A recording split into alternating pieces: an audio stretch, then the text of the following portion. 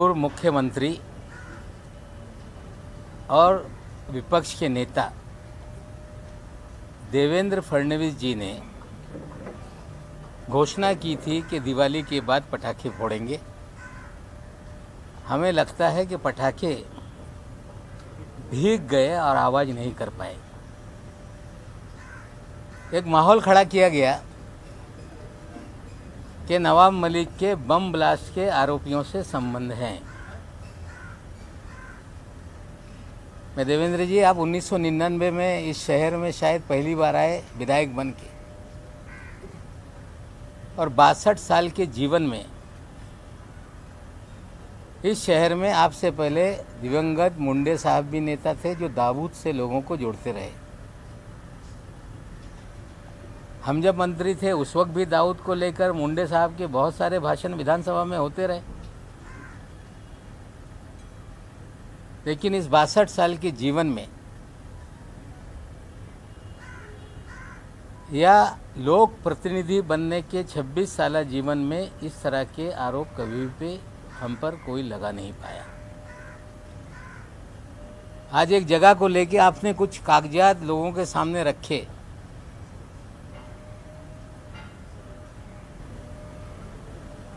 कि 1.5 लाख फुट जमीन ये कौड़ी मोल माफिया के जरिए हमने खरीदी। हमें लगता है आपके जो मुखबिर हैं, आपके जानकारी देने वाले, हमें लगता है वो कच्चे खिलाड़ी हैं।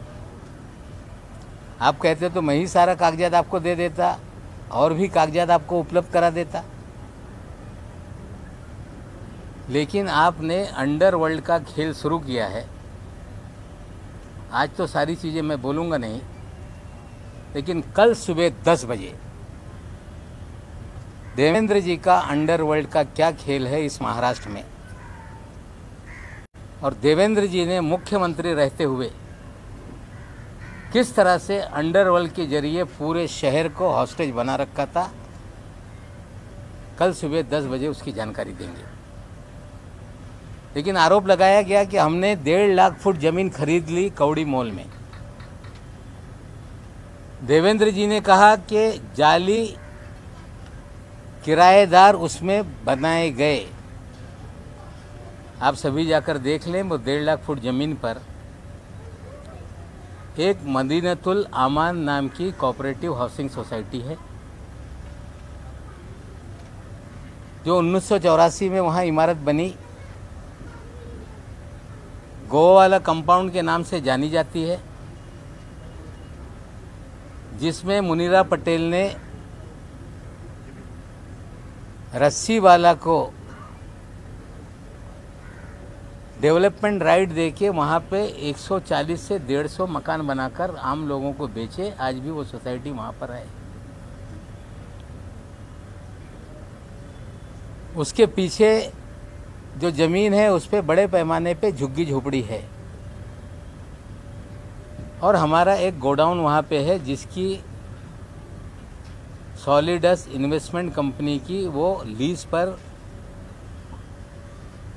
जो मुनीरा है उनसे वो लीज पर थी 30 साल पहले से। और आगे हमारी उसी प्रॉपर्टी में 4 दुकानें थी। आप कह रहे हो कि फेक टेनेंसी क्रिएट की गई। बहुत सारे पत्रकार होंगे, जब 1996 में शिवसेना भारतीय जनता पार्टी की सरकार थी,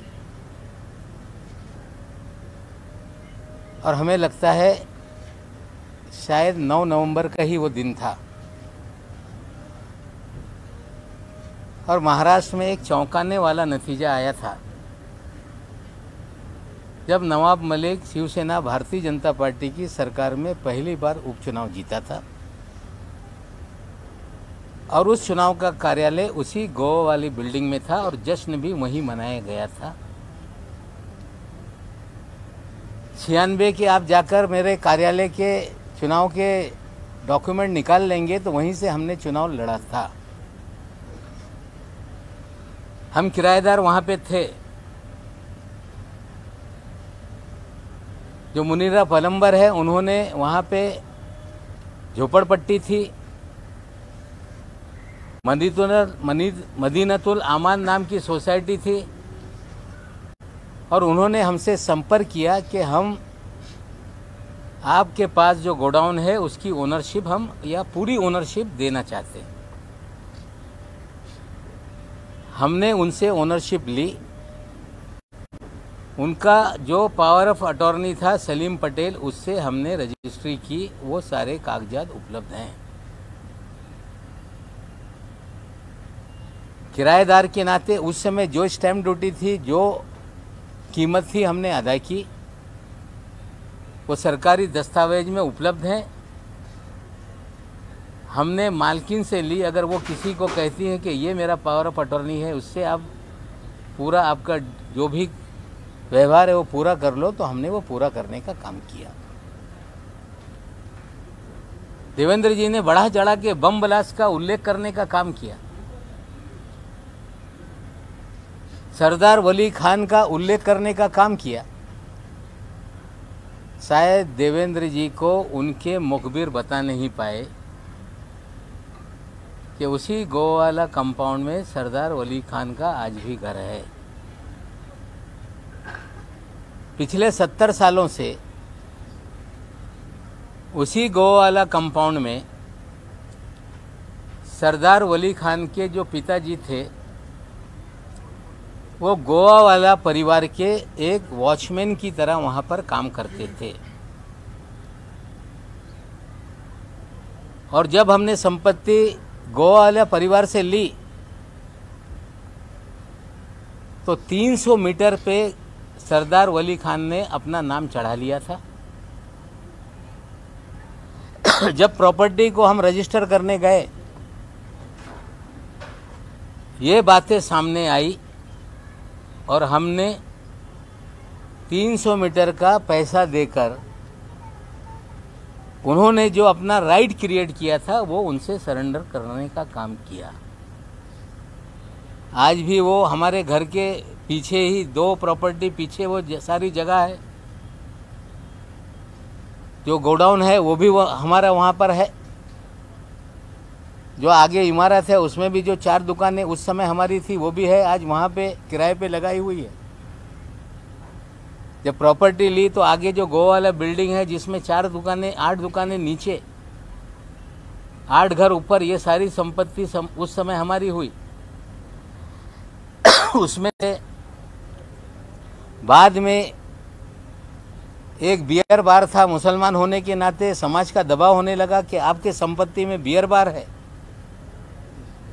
वो बियर बार को भी ज़्यादा पैसा देके हमने सरेंडर करवाने का काम किया। और किसी भी तरह से कोई अंडरवर्ल्ड के दबाव में या किसी बम ब्लास्ट के आरोपी से ये प्रॉपर्टी हमने खरीदी नहीं। ये पूरी तरह से हम किराएदार थे। जो जगह की मालकिन थी वो चाह रही थी कि आप ये मालकी हक ले लो, और हमने उनसे लिया। जो खान फैमिली थी, पठान फैमिली, जो वहाँ के वॉचमैन थे, उन्होंने अपना 7/12 पे नाम चढ़वा लिया था। उसे सरेंडर करने के लिए उन्हें पैसा देने का काम किया। और ये सच्चाई को देवेंद्र जी ने राई का पर्वत बनाने की कोशिश की। जो व्यक्ति 62 साल जीवन में इस शहर में कभी भी आरोप नहीं लग पाया कि किसी अंडरवर्ल्ड से नवाब मलिक के कनेक्शन रहे हैं, रिश्ते रहे हैं। आप कह रहे हैं कि आप जो भी एजेंसी है उसके सामने जाएंगे, जाइए, हम तैयार हैं। हमें लगता है कि झूठ का आडंबर खड़ा कर देने से किसी की प्रतिमा मलिन हो जाएगी, तो हमें लगता है देवेंद्र जी आपकी गलतफहमी है। जो कुछ है सारे दस्तावेज रजिस्ट्री ऑफिस में है। कंपनी का जो भी डिपार्टमेंट है वहाँ पे सारे कागजात हैं। जो पैसे का लेन देन हुआ उसकी स्टैम्प ड्यूटी हमने भरी है। ये कह देना कि 20 रुपया फुट में लिया, हमें लगता है झूठ बोलो तो जरा ढंग से बोलो। हमें लगता है झूठ बोलकर नवाब मलिक, जो पिछले 7 साल से आपसे लड़ रहा था, पहली बार आपने इस तरह का आरोप लगाया, सरासर बेबुनियाद है। ना नवाब मलिक के किसी अंडरवर्ल्ड के लोगों से रिश्ते रहे, ना नवाब मलिक ने कभी बम ब्लास्ट के लोगों से कोई संपत्ति खरीदी। हाँ, वॉचमैन ने अपना नाम उस पर चढ़ा लिया था, उस वॉचमैन से नाम निकालने के लिए उन्हें पैसे देने का काम किया, ये सच्चाई है। जहाँ तक सवाल है देवेंद्र जी, आपने अंडरवर्ल्ड का खेल शुरू किया है, तो आपको आज मैं कह रहा हूँ कि सुबह 10 बजे आप कह रहे थे कि बम फोड़ देंगे। ये बम नहीं है, आपने आडंबर खड़ा किया। लेकिन नवाब मलिक कल सुबह अंडरवर्ल्ड का हाइड्रोजन बम मुंबई में गिराएगा और देश को बताएगा कि देवेंद्र फडणवीस किस तरह से अंडरवर्ल्ड के जरिए पूरे शहर को हॉस्टेज बनाए हुए थे, किस तरह से एक अंडरवर्ल्ड का सरगना जो विदेश में बैठकर इस शहर से उगाही करता था, वो सरगना किसके लिए काम करता था, वो अधिकारी किसका खास था। और मैं आपको बोलना चाहता हूं कि आज जो मैंने कहा है वो सारी बातें सामने हैं, लेकिन कल सुबह 10 बजे तक का इंतज़ार कीजिए। बम तो फूटा नहीं, लेकिन हाइड्रोजन बम कल सुबह 10 बजे गिरे। त्या ना हो दाखवा, मी कुठल्याही गैरप्रकारे कुणाचा वर दबाव निर्माण करून कुठलीही संपत्ती घेतलेली नाही, कुठल्याही अंडरवर्ल्डच्या माणसाकडून कुठल्याही संपत्ती कवडी मोल घेतलेली नाही। भाडे करू असताना मालकी हक साठी जे पैसे त्या मालकींनी मागितले ते पैसे आम्ही दिले। वॉचमॅननी स्वतःचा नाव चढून घेतला होता, त्या वॉचमॅनला नाव काढण्यासाठी आम्ही पैसे दिलेले आहे। याच्यात माझ्या कुठल्याही अंडरवर्ल्डशी कुठलाही संबंध राहिलेला नाही। मी कवडी मोल जमीन कुठेही घेतलेली नाही। या उलट या मुंबई शहरामध्ये देवेंद्रजीचे जवळची लोक प्लॉट हडप करण्याचे धंदे कुठल्या अधिकाऱ्याच्या माध्यमातून करत होते आणि कुठला आंतरराष्ट्रीय डॉन जो विदेशातून भारतात आला होता तो कुणासाठी काम करत होता, याची माहिती उद्या सकाळी 10 वाजता देऊ।